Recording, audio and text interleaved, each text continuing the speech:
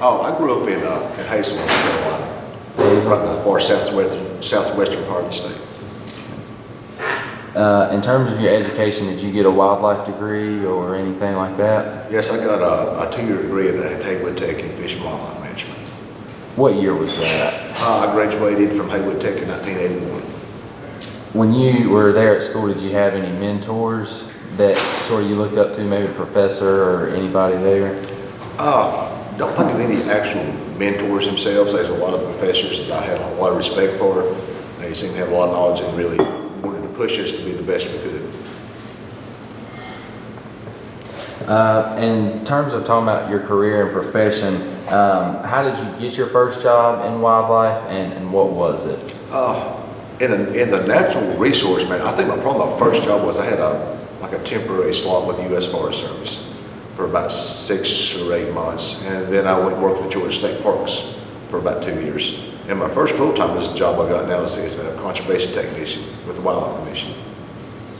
And in your current position, what do you do and where are you located? I'm located in Andrews, North Carolina. We got 3 counties, or 3.5 counties basically. We've got Clay, Cherokee, Graham, and part of Swain.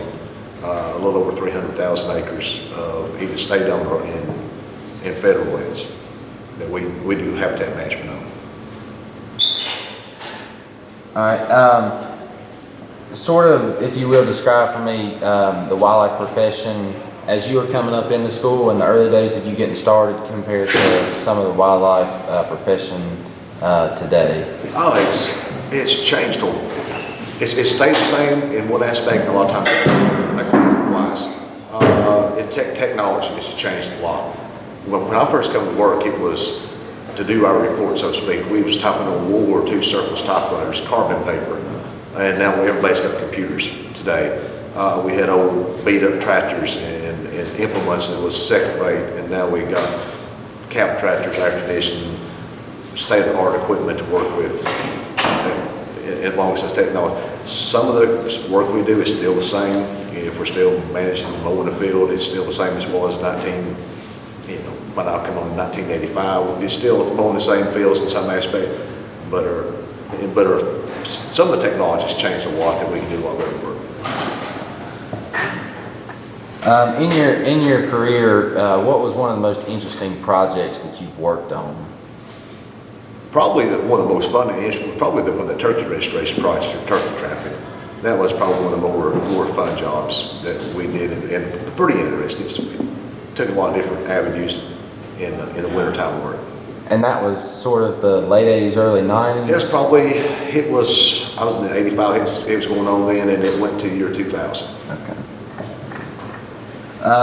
In your time where you're at, what do you think one of the most pressing issues was in terms of wildlife management, whether that be a project you were associated with or? You mean back years ago? Yeah. Years ago, a pressing issue, it probably could have been, I found a little bit frustrating at that point that the habitat work we was doing, we was really restricted in what we could do, what we couldn't. It's somewhat that today, but we've grown, and a lot of that due to the leadership roles, where they wanted us to go versus where I thought we needed to go. Can you describe maybe the high point of your career and maybe the low point of your career? Probably the high point when I got hired. If I'd won the lottery, I don't believe I could have been any happier. I went to school, and I'd been out about 4 years. I'd worked every natural resource management job I could get my hands on, including doing some dirty work with like state parks. I didn't really, cleaning the bathrooms was not a fun job, but it was part of the state park and natural resource. But probably I could have won, if I won the lottery, I couldn't have been any happier. And the low points, hadn't had a whole lot of low points. Probably one of the ones when we had the reorganization. I'm Don Wool, wildlife management, and then we got shifted over to do. Of course, I enjoy fisheries, but some of the other work we was sort of picking up trash and dirty baby diapers off boat ramps and cigarette butts. I went to school to avoid this, so that's probably one of the low points, you might say.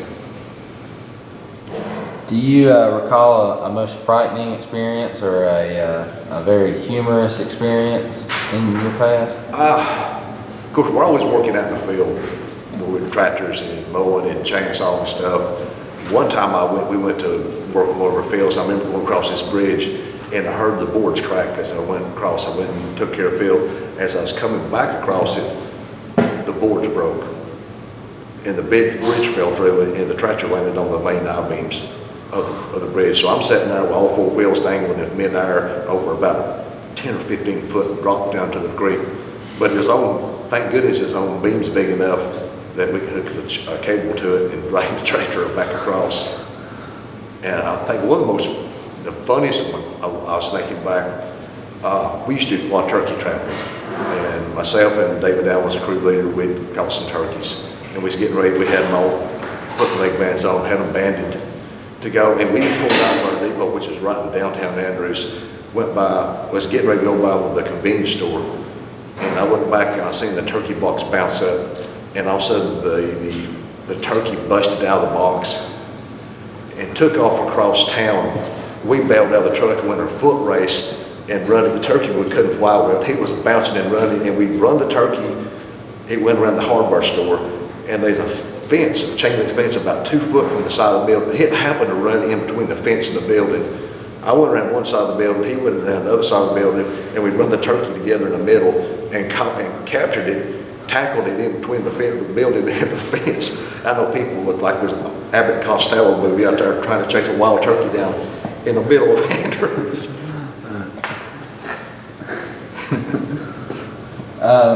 And in terms of a wildlife manager, just for the newer generation coming in, what do you think makes a great wildlife manager? A good wildlife manager, you gotta be knowledgeable about the wildlife resources and their habitats, one thing.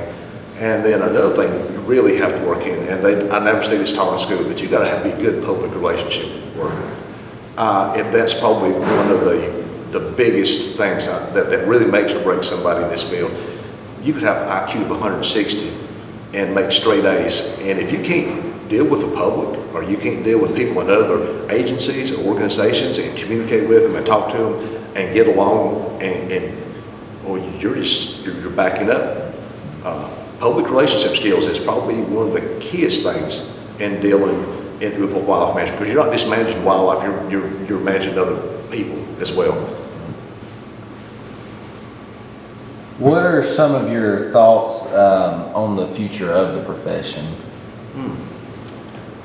I don't see an end to it as far as our wildlife, because we're always going to have a need for wildlife management. I see more people with better educations, working smarter as well as harder in this, and I see it going forward. As far it's going to change drastically, I think, in some aspects. I think we may be having to deal more with the non-game versus the hook and bullet crowd, which is fine. I mean, we may have to do that, and things are shifting a little bit, but I think hopefully we'll always have our hunter and fisher constituents in that. But we'll also have to start dealing more with the wildlife watchers as well, and hopefully we can all get along together. Is there anything else that you'd like to say about your career, or any last piece of advice that you would give? I guess I've loved my career. I mean, I've been here for 32 years now, and I've got probably as much passion today as when I first started working. And it wanes from time to time, because you go through high spots and low spots, and if you're a high achiever type personality type and a real visionary, sometimes you sort of butt heads with people that are hardcore traditional, like Grandpa did it. That's one of the challenges and the sort of the friction, or that you have in the agency. But overall, I love it. We just do such a variety of work. We ban wood ducks, we do turkey restoration, we move wild boar out of the park, we do habitat work, do programs for school kids. It's such a varied work. You can't really get burnt out, and it's so enjoyable. And if people coming in this field of work, if you really don't love it in your heart, stay out of it.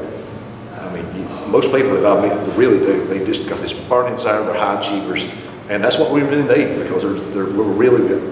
4 of us full-time in 4 counties, we're spread thin. And so you got to have people that are willing to work and be high achievers. What would be your best professional advice for a young conservationist today?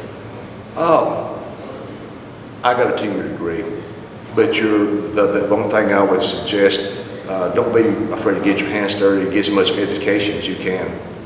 And we're basically structured in technician positions, people with associate's degree, but most people, but you're sort of stuck at that position. And I'd say get your education, and if you don't have people skills, try to learn them.